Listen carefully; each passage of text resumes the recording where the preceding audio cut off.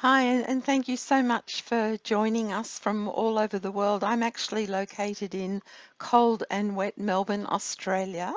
And Dagmar, where are you today?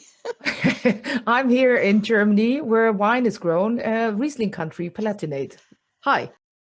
I am going to speed talk through a few slides first off, just to set some context about what's sort of really going on. And the reason that I'm going to do that is that I've been playing in the innovation space pretty much now for almost 10 years. And one of the things that I had to learn, and some of you are probably really aware, oh, in Greece, just watch the Durrells. That was such a great series set in Corfu.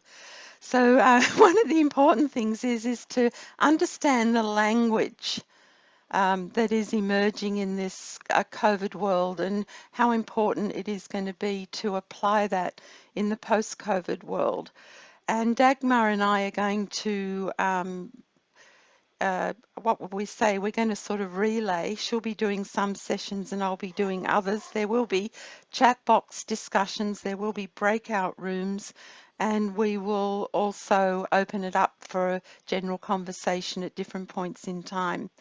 Because we are coaches for innovation, you'll probably notice that we'll start with some concepts and principles, and then we'll just hit you with lots of questions. So it's really important to be curious and inquisitive and listen in stereo, because one of the key motivators or the key catalysts of innovation is maximising diversity, and we're thrilled to have such a diverse group with us today. So we want to harness your collective intelligence, because that's one of the keys to innovation success. So I'm just going to share my screen at different points in time, and we will be putting the questions for the chat box or the fireside conversation into the chat box, so that you've got two ways to access it. So here I go.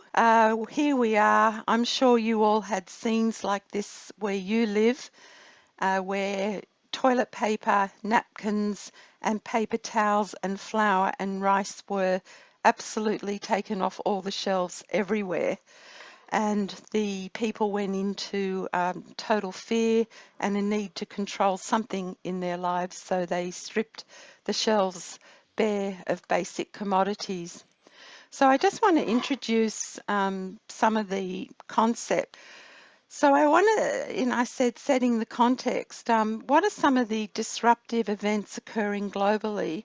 And then what is the new language that we need to pay attention to? So let's explore why we need to be aware of it. So, when people talk about exponential change, it's actually quite a complex term. We know it's being driven by digital disruption. So to prepare for this webinar, because I know you're all experts in your field, so I went to the experts to get expert definitions.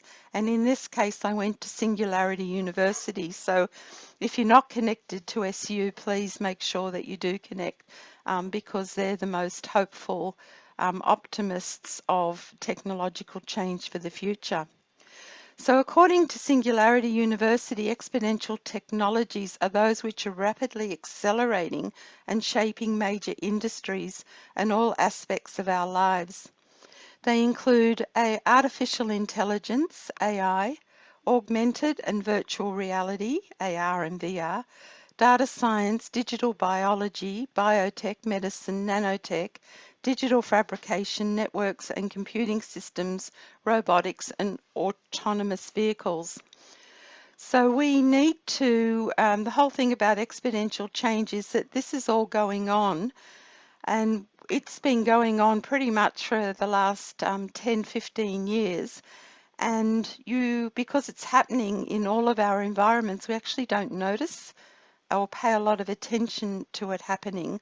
So the risk is that a lot of your clients are going to be surprised by some of these massive disruptive changes because of exponential change, and it's happening faster and faster.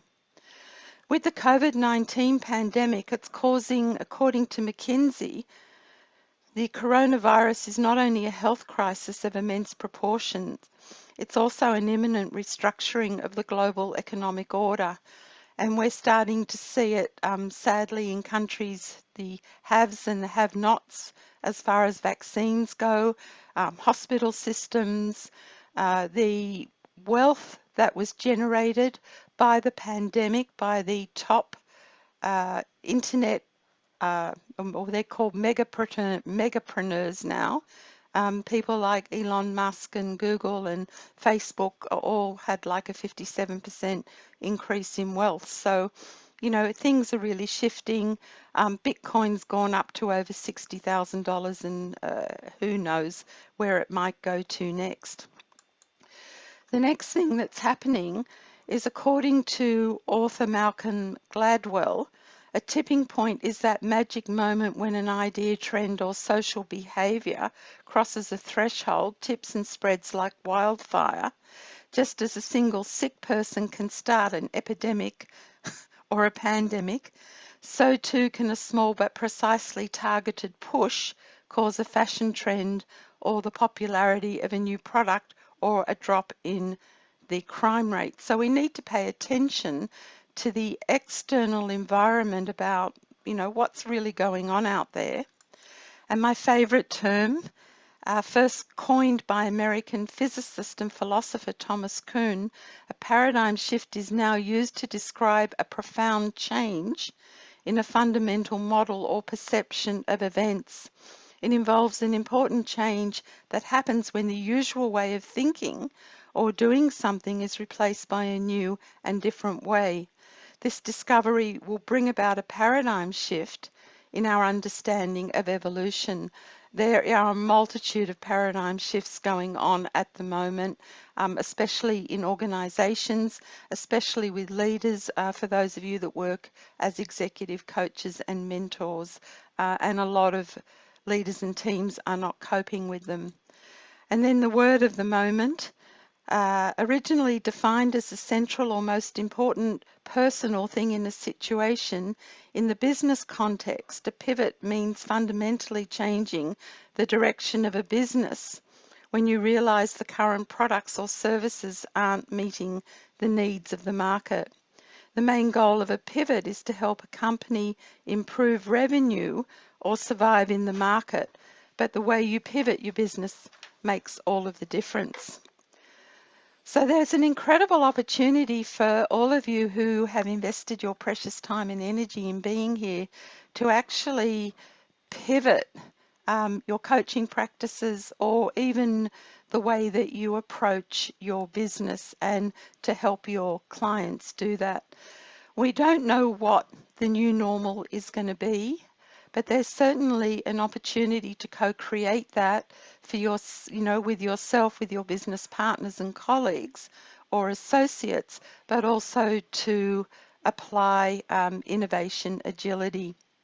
So it is an opportunity and a moment in time to contemplate, and we use these words very carefully, to contemplate and consider what your new normal might embrace and how you might embody, so be it, and how you might enact it, as well as how to coach and mentor others too. So we have built this whole session, this chat, around our small model that some of you may be familiar with. I actually learnt it from a coaching client who was responsible for delivering a digital transformation. And effectively, it just means that you hit your pause button and you just stop doing stuff. You get out of task mode. You step back, you take a moment to retreat out of whatever is going on, to then reflect, and we're going to give you lots of questions to reflect upon so that you can reboot. The importance of rebooting, and we're going to introduce this through the webinar, is to reimagine, reset, reinvent, rescale, reactivate how you approach leadership, groups and teams, and understanding how to flow and thrive and survive for some people in this situation because it's not just a technological issue. It is a human, people-centered issue where we can enable and equip people to cultivate a broader focus that includes people, profit, and planet. We know that climate change is at a tipping point. That's another example. By creating connections and communities and networks and ecosystems in the service of a higher purpose. And we talk about doing that. And at ImagineNation, we talk about innovation agility is the ability to make intentional shifts creatively to invent and innovate solutions in changing contexts quickly. We also work with the principle that it's people who drive and affect change, and we have this unique moment in time to cultivate their future fitness. So very briefly, I'm sure some of you are familiar with this concept. I know when I relocated to the Middle East 12 years ago, all of my certifications, it was really funny, all my certifications in culture and leadership and different tools, my 25 years of knowledge and skills and experience was no longer valued. It was irrelevant in that environment because in the Middle East where I was, it was very much a survival culture. So I had to actually unlearn most of what I knew and let go of a lot of my roles, my good haircuts, and my identity. So let's just quickly explore what we mean by unlearning and why is it so important. So some of you may be familiar with the work of Peter Senge in the expressed in the fifth discipline. Even 25 years ago, he started to talk about the learning organization, and that's a company that continually transforms itself. Now, with all of these examples that I put on the first slide, in this era of digital disruption, this goal is more important than ever. And yet, 25 years later, even the best companies still struggle to make real progress in this area. And from our research, it suggests that they've been focused on the wrong thing.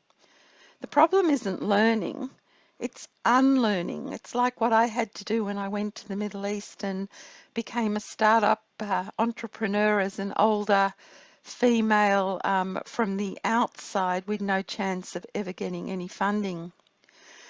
In every aspect of business, we're operating with mental models or paradigms that have grown outdated and they're obsolete. So taking a humanistic approach to leadership in the Middle East where I was not really useful. That was a paradigm that was not valued. So whether it's a strategic, a marketing, or an organizational development or a leadership paradigm, we have to embrace the new logic of value creation and innovation. Then we have to unlearn some of the old ways of thinking. So unlearning is not about forgetting. It's the ability to choose an alternative mental model or paradigm.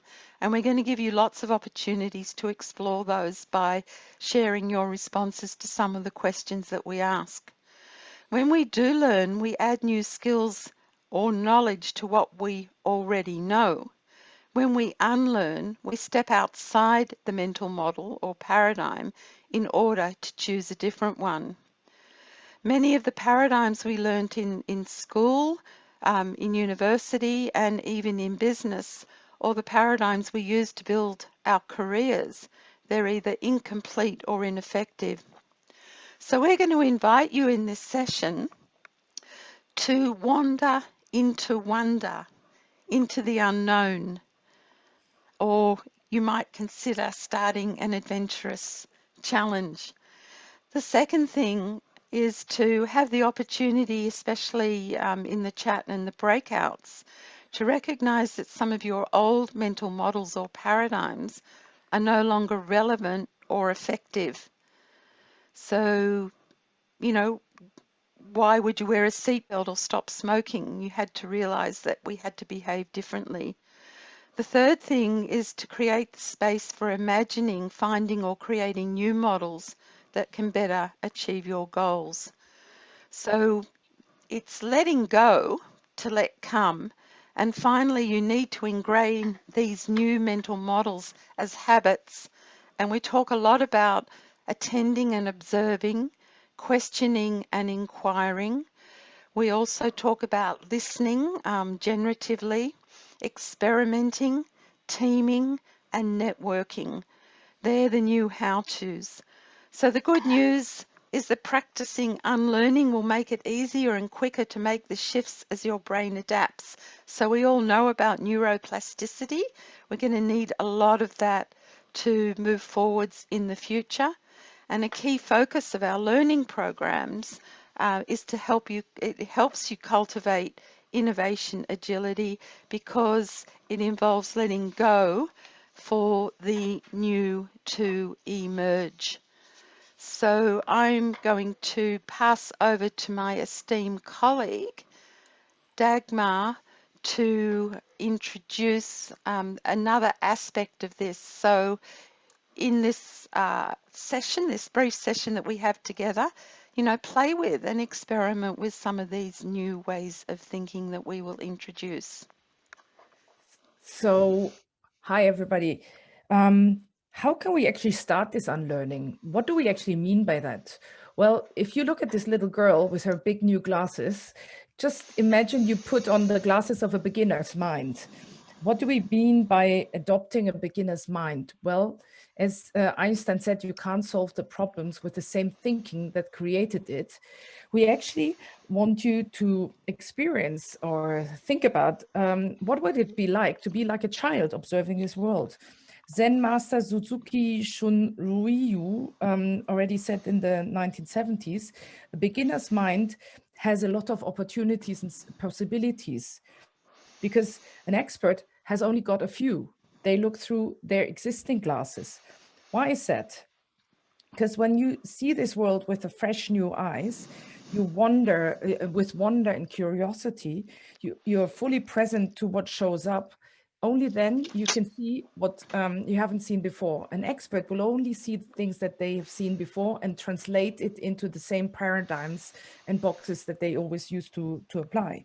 But maybe you can relate to that when you travel, when you go and travel into a different country or a different town, you actually see a town with wonder. You don't know the roots. You don't look like a preconditioned expert, but you actually enjoy to explore and open what comes out of this unknown city towards you. You find your way in this unknown. And this is exactly what we mean.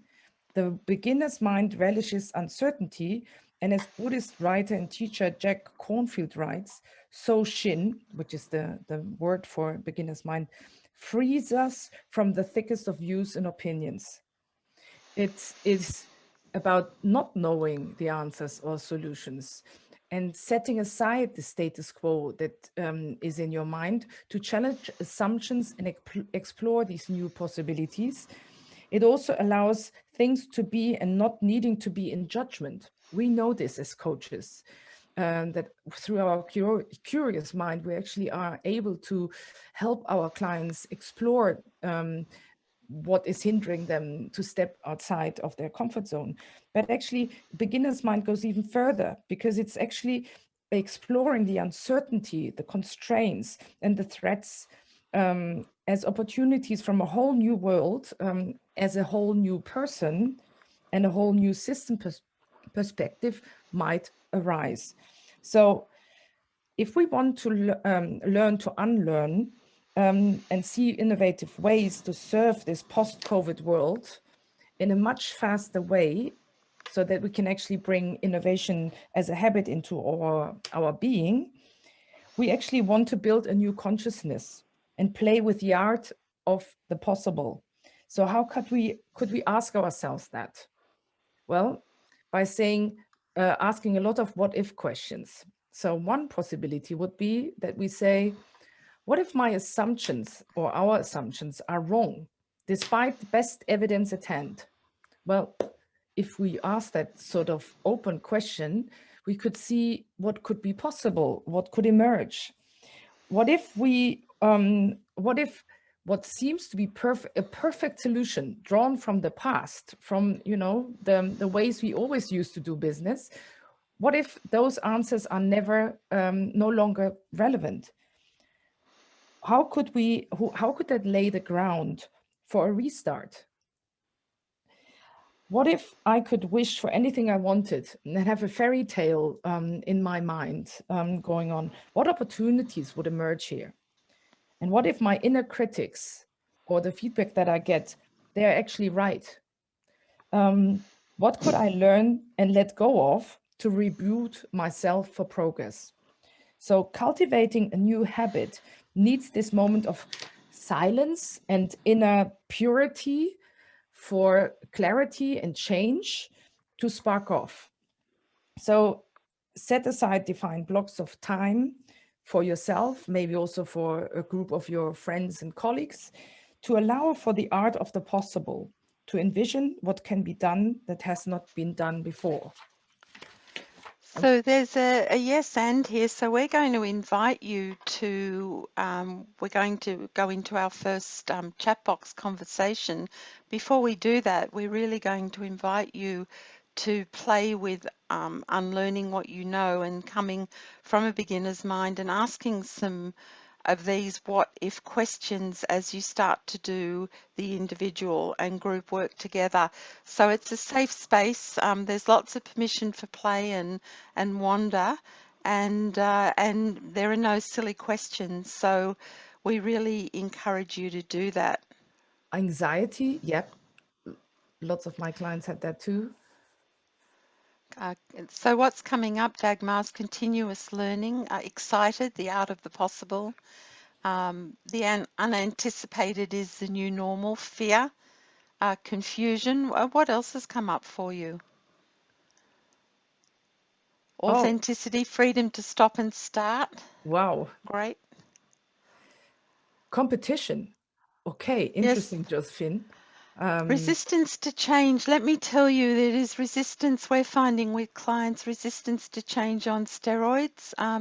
When people are experiencing amygdala hijacks, they just revert back to what they know, even when they do it unconsciously. Those who thrived in face-to-face suffer in isolation. So if you're extroverted, recrafting, the opposite of grounded. Yeah. Panicked. Places close to home, yes. Nature. Lack of confidence, yes, for some people. And there's something about what I like is this lack of confidence. Confidence is also a state of identity that gives you, the opposite of, which gives you a grounded existing. And the pandemic has just shown us, it disrupted us in our understanding of the world and looking at this world. Surfing each new waves. Yeah, exactly. So, and it's an exhaustion. I think that's the recent stories of mental health surveys really show us that.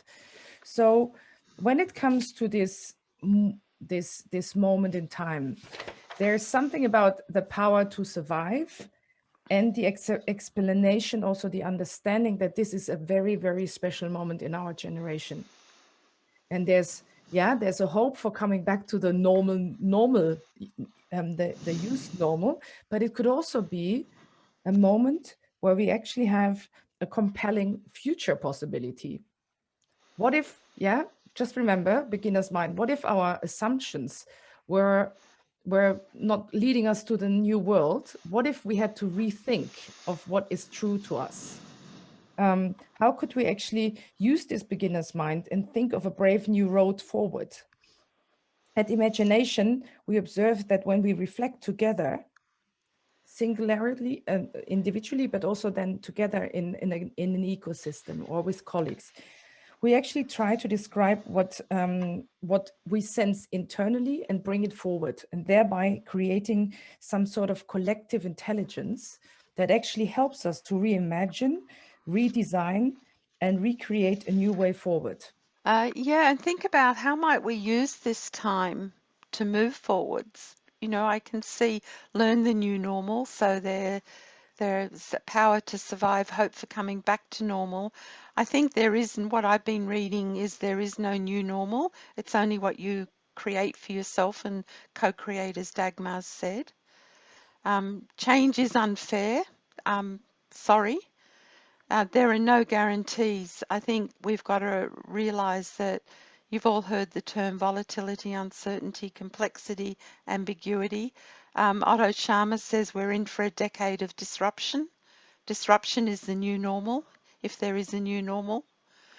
Yeah, And, so, and yep. what I also love about these answers here is that there is a feeling of, please give me back my world. It's guaranteed to me. This is what you promised. That's where we also see a lot of political answers where people want to go back into a certain stability that is with black and white answers. And this is also a reflection of how we are used to a world that is linearly developing.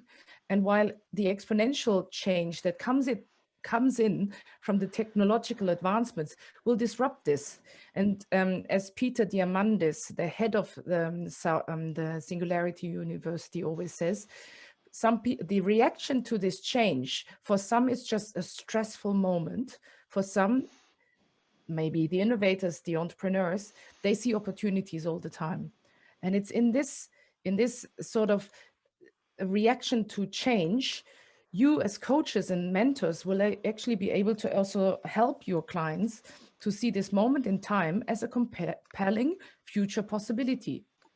So there we say, how might we pave our roads forward by reimagining and reinventing our COVID-19 recovery? And if we take it a little bit further even, how might we sense, perceive, and explore the possibilities and opportunities for business and organizational renewal and growth in this decade of disruption? So now it's time where we would like to really get into that pause and retreat moment. So when you focus your reflection, if you pause for a moment again, which words next to fear and anxiety comes from underneath? Yeah, German language is maybe not helping us here, but what are some of the key themes running through your current coaching sessions? What are images that you discover with your clients that could help us imagine a future possibility here? Is there something that you could see in share here? What are you noticing are some of the patterns and the trends? Or if you could use one word, how would you start to describe what's really going on systemically as well as tactically? What's the standout word for you? If you just want to put that into the chat box, I'll just monitor those. So what's the standout word for you? Retreat, collective belonging, that's so nice. Mm. Yep. I'll just, while we're social inequality, that is coming out so hugely, especially here in Australia. We've got so many activists in the space of our Indigenous peoples, in the space of women. There's so much going on, it's unbelievable. So what else is retreat? Yeah. I used the time to pivot, the 12 months to pivot my business and to make it far more relevant to help people through this in a way that was very collaborative. Indecision, yes, there are Mm. so many futures possible. Respect to human beings and the environment. Yeah, all spending time walking golf courses and parks and beaches. I love that boundarylessness. It is a time for new collaborations.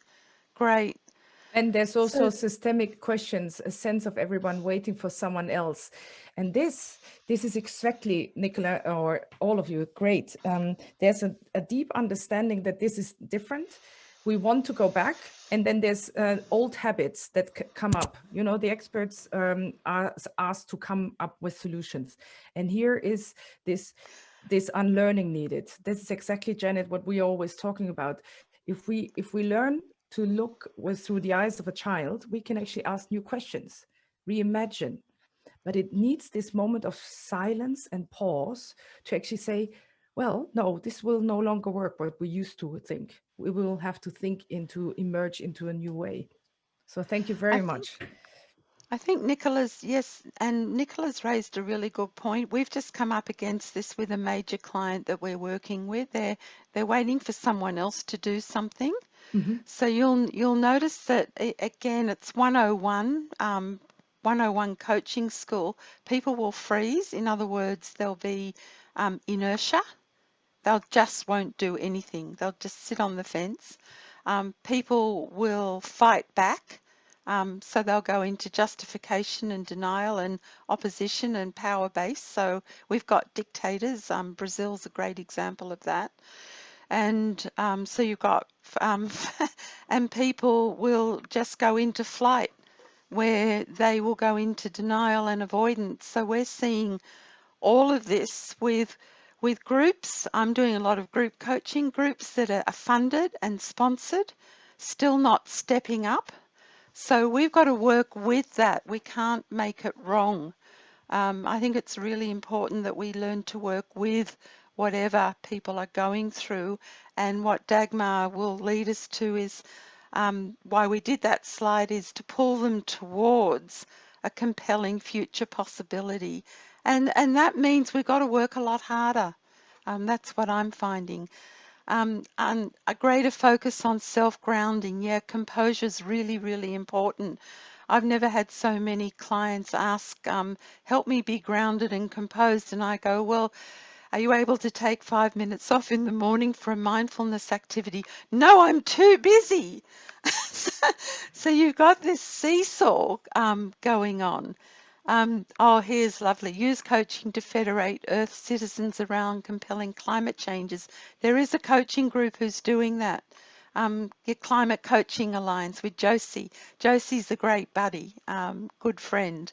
And what's relevant when things are changing so fast? Yep, academic here in Australia where we relied so much on foreign students, we can't do that. We actually have we have a problem. Would you believe? We can't find enough people to fill jobs at the moment because we relied so much on migrants to do the work. And if that's happening here, it's going to happen in other countries. Great answers. Great Yeah, answers. exhaustion. A lot of clients are really exhausted. Sure are. So let's get back into it. So we've got to, I think one of the important things that Dagmar's tried to do is we've got to face the current reality. That is real for people. So thank you for that. So moving along, So we've moving got, along, is that I wanted to just add one more thing, Janet.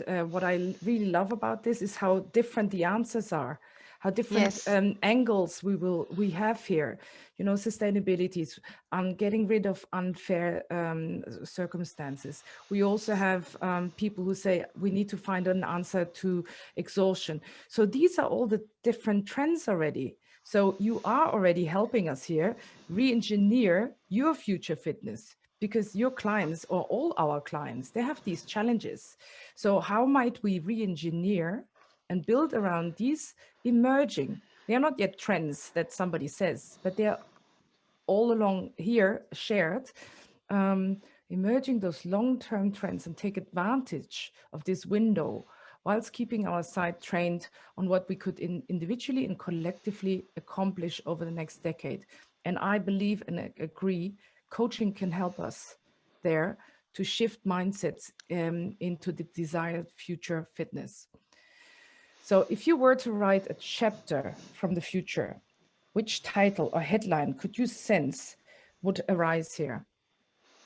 We will put you in breakout rooms and share, and hope you will be able to share with your colleagues how opportunities and ideas and unbelievable possibilities you could see here.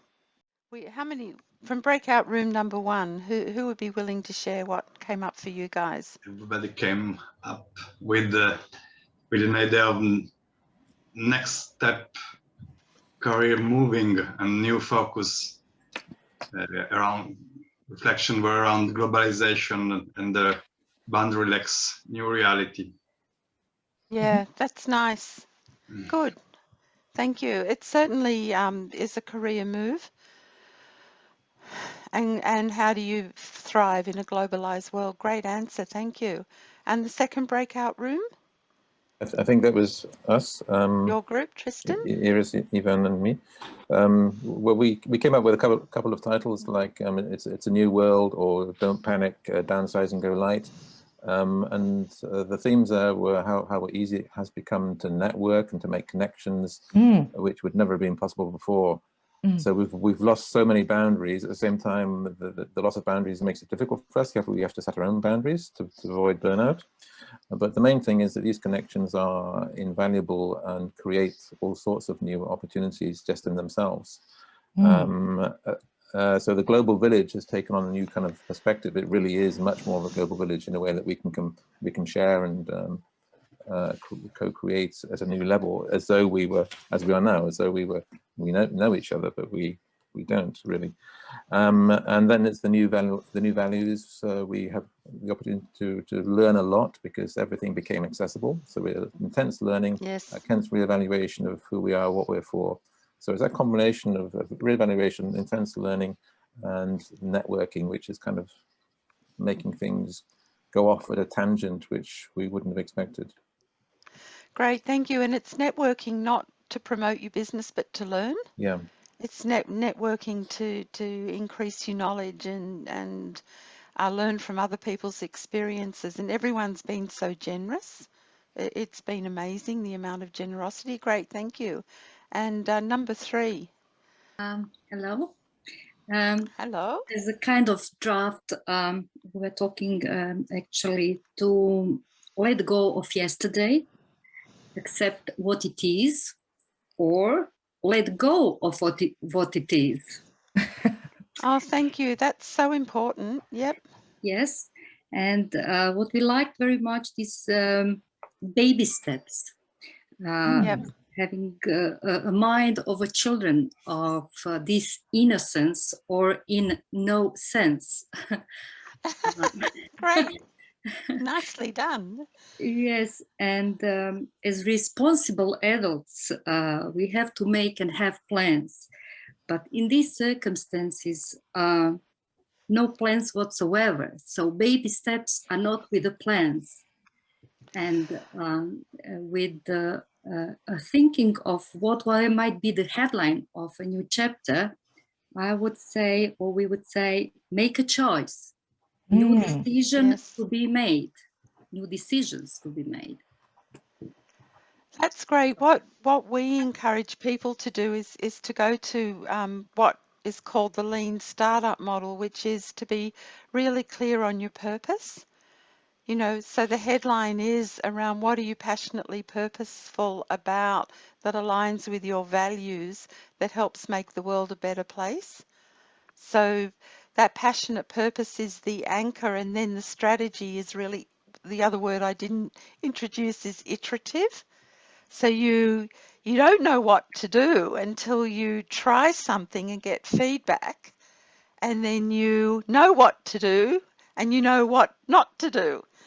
And then at the top of the lean startup model is the minimal viable products. So if I was, my passionate purpose 10 years ago when I started ImagineNation was to reinvent corporate learning, and the strategies that I took, and my minimal viable product is nothing like where I started because I constantly experimented, iterated, failed, got feedback, and pivoted. That's why the word pivot is so important, and being prepared to let go, even though you love it. You've built something and spent your mother's inheritance like I did. I'm building the startup game. But let it go because it's not what people value now. So I really think it's really important. You've got to let go to let come. Great answers. Was there another group? Look, it's interesting. Our conversation was actually inspired through the creation of metaphors. Nice. And one of the first metaphors which came up was that we have a broken pot which we're holding. And then from there we went to another metaphor, which was there's a new pot. So Lovely. we're actually on a journey from sitting with a broken pot while we actually go and create a new pot. And we're looking at that from an individual through to organisation to societal level, and effectively that the old pot won't function going forward for us. The world has changed. Yes. And if we keep holding on to that old pot, then everything will just strip out of it going forward. Great response. Yes, the system is broken, or as Otto Scharmer says, we keep creating results that nobody wants. So we have to think and act differently in the way that we relate to the world. Excellent, thank you. And there's one more group. So last group, let's hear what you have to say. Yeah, so I'm going to continue on the metaphor piece. We spoke in metaphors as well. And the first was, I guess it can also act as a title of the chapter, is what color are the clouds?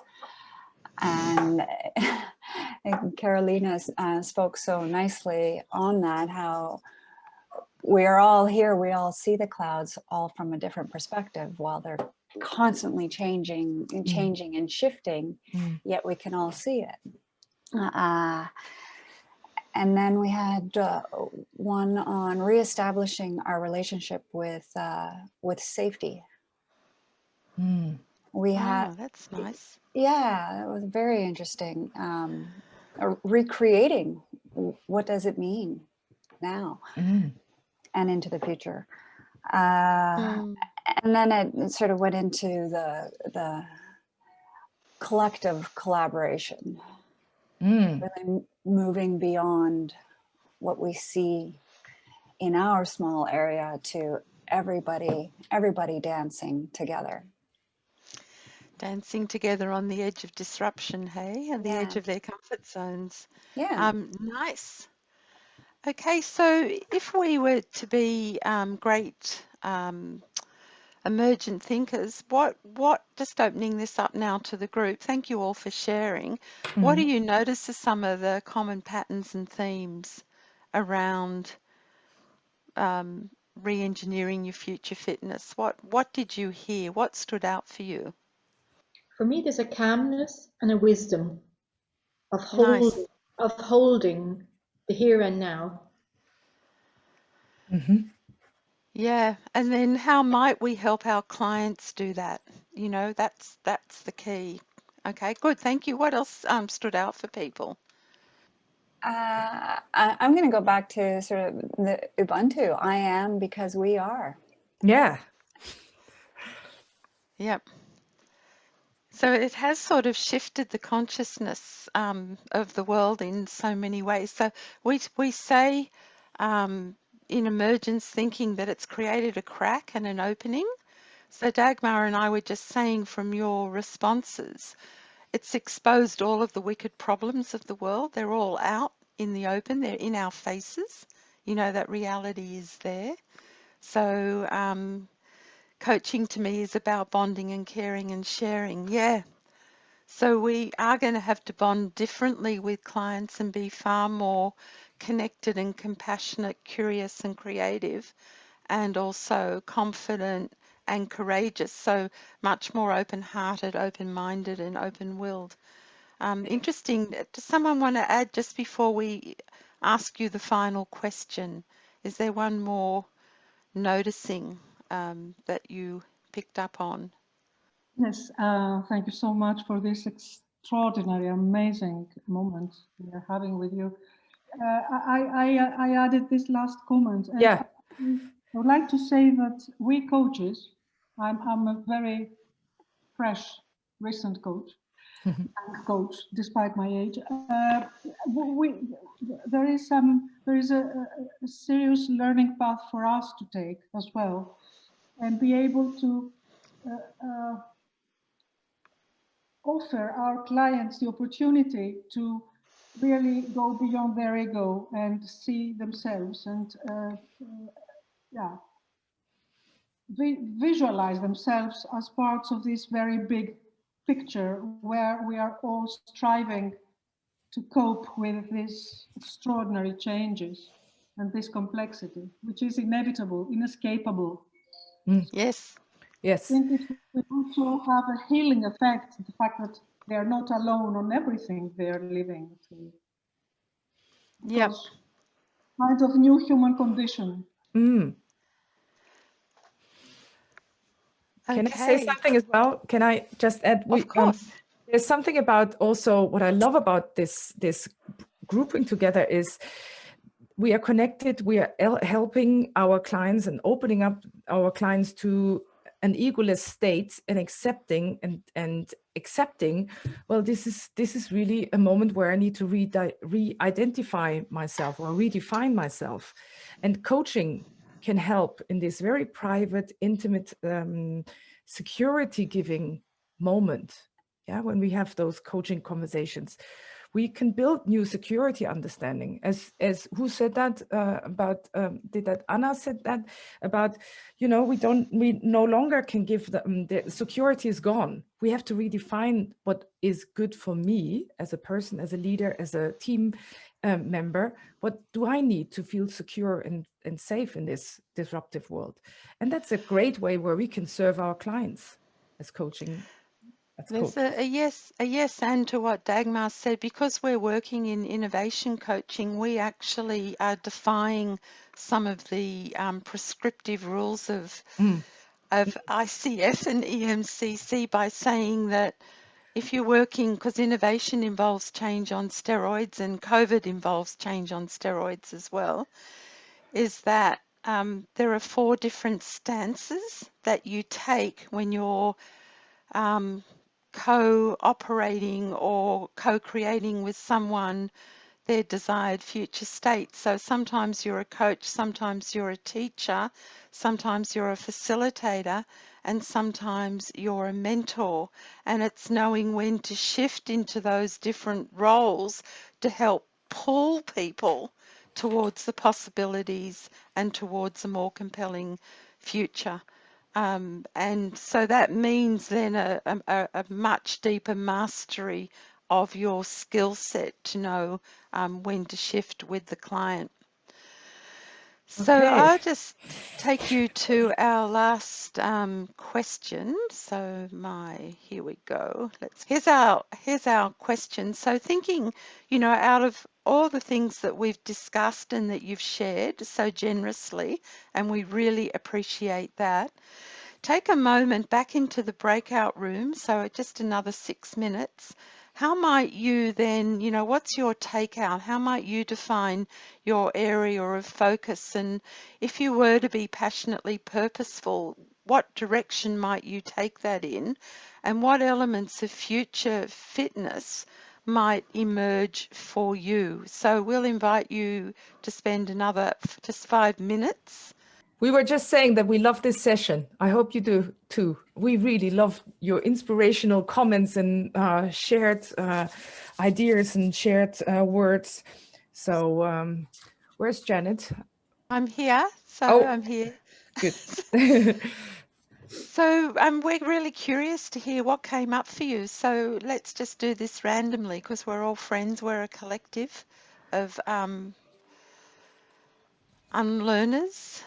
Too short. I know breakout rooms, it's a problem with Zoom. It's always too short time, but you can always stay on. We will be staying on for networking. So for half an hour if you would like us to. So let's just hear. I won't go by numbers. So be spontaneous. So if I'm always the icebreaker. Good. Well, we spoke about self-awareness a lot, about the elements of emotional intelligence, in particular in business context. And also, I liked what Jafar mentioned, this need of inclusion because of the social inequality, what I mentioned before. We touched vulnerability as companion to resilience. Yes. So great. Thank you. You're welcome. All a very important points. So what about from the other rooms? We seem to be having a diminishing audience, so less shares, but we would still love to hear from you. So let's hear from the other rooms. Dionysia. Dionysia. If I am to resume very succinctly what was said, I think it is the idea of enriching leadership, various types of leadership. This is what I understood. Perhaps I was wrong, and Chris and Carolina should correct me. That they work in the area of leadership, executive leadership, and corporate environment. And what I understood, or I wished to understand, is that leadership needs to be connected with the ideas that we are exchanging here and put into practice in this kind of new world we are getting to live in. Yes, and we could even say absolutely there is a huge shift in the leadership paradigm, and I'm going to share my next slide and show you what we've found that to be a really useful tool. Yep, great, thank you. And from another group? One thing that came out in our discussion in our room was how we can make coaching more accessible and more easily available to people around the world. And considering as of now, currently it is more considered as a premium services, and how we can make it more easily available. And at the same time, the demographic where I come from in India, I think there is a huge possibility where we can create awareness in terms of what coaching is and what really we can achieve with coaching. Yes, Navneet, you've brought up a really good point, because there's now coaching platforms. There's one in India called ImagineNation, if I've said that correctly. There's Coach Hub out of Germany, and there's Better Up out of America, who are doing, like mass coaching assignments, and that is one of the, and I could do a whole webinar on that, and that's one of the new learning streams and change streams, because it can all be done online and it can be done globally. So that's great. There's some really interesting perspectives there. So unless you have anything else to say, I'm just going to take you to wrap up, because I'm conscious of time. One of the things I did, because I'm older than Dionysia, so there you go. I call myself a modern elder. I searched the world, because I was around in the 90s when the last paradigm shift in organizational learning and development happened, which was around culture, culture change and transformational leadership. So I've been around to see the leadership paradigm shift incredibly, and I searched the world to find a tool that could actually put leadership into a 21st century context that was based on mindset. And, this brings up the whole conversation of what capabilities do you need to adapt and grow through a decade of disruption. So we don't have time to go into it. Happy to share more in the open frame or the networking. But essentially, the reason why I mentioned passionate purpose is that you need to have at the core, to thrive and survive in a decade of disruption, really good intrinsic motivation, which we say is driven by passionate purpose. And we would also add to that a lot of mental toughness and a lot of emotional agility. So drive is at the core, and these are the 4 mindsets. This is the paradigm shift. In the past, you had a lot of nice attributes. So we talk about, yes, the people mindset, the imagine or creative mindset, but there's also a very hard edge that we need to have in the 21st century, which is the ability to analyze data and facts. So data analytics, really, really important. And then to problem solve, you know, to be able to see and sense problems from both a balcony and dance perspective. So you need a combination of those mindsets. And then depending on the strategic direction of your organization, you know, are you going to focus on being transformational, exploring results, customer, the methodical or future focus? So when we've used this tool with teams, you know, we've been horrified to see that, you know, some people aren't even thinking about the future. So it's both and all of these elements. And then some of the skill sets, you know, as you mentioned, resilience, building safe environments, enabling people to do the work and not just doing it all yourself, being innovative, so delivering commercial outcomes, being collaborative, a lot of these words you've talked about, being perceptive, being able to sense and see what's really going on, being connective, present, composed, being able to connect with people from a heart perspective, and then of course learning. Learning is key, and being strategic. So we would rather use the word intentional. So you might want to think about what skills you might want to cultivate or what mindsets might be important to you, because we are in a paradigm shift in the leadership and in the team and in the culture space from an organizational perspective. And I also think from a societal perspective that is happening as well. So we just want to leave you with, you know, for those people that want to go back to normal, it's too late.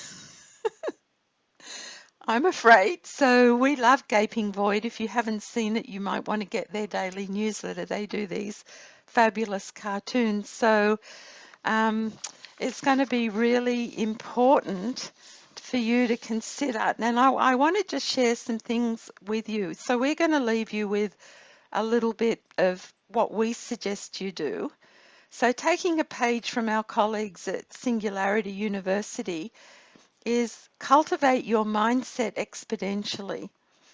So that they say that refers to a point of view that there's no problem that cannot be solved when we apply exponential technologies and innovative ways of being, thinking and acting differently. So, you know, invest in unlearning, beginner's mind to cultivate new mindsets. We also refer to what they call an abundance mindset, is to have that hopeful outlook on the world and our future. Be entrepreneurial. Entrepreneurs are always optimistic and positive, so that we focus our energies on empowering others to co-create the kind of abundant future that you've envisioned and shared with us. And, you know, discourage linear thinking, as Dagmar said. It's costly to business, governments and institutions. So we know that organisations in countless industries are seeing the effects of disruption, and it's happening at the hands of emerging technologies and, you know, all the COVID pandemic, the changing economic order, the changing world power order. And those coaches, leaders, teams and companies smart enough to be wielding them. So invest in mindset, invest in technology, look at the system, look where you can have an impact. Exponential thinking will reduce some of the disruptive stress and it will reveal new opportunities. If we can better plan for the accelerating pace, we can ease the transition and pivot from one paradigm to the next and co-create the new normal and confidently greet the future. So thanks for playing with us. Like all good webinar presenters, we have a special offer. I run a global coach online 8-week Coach for Innovators certified program. It's actually ICF continuing coach accreditation program. And if any of you want to join me, we have a little coupon there, which is EMCC April 2021, where you can save US $200. So we're brave and bold, and we play in the innovation space with leaders, with teams, with groups, with coaches, and we do that because it's really innovation. We believe at ImagineNation that innovation will save the world and make a better place by adding value to the quality of people's lives. So thank you for joining us. You can see our email addresses at the bottom of the page. You can also reach out on LinkedIn to all of us. We are present there.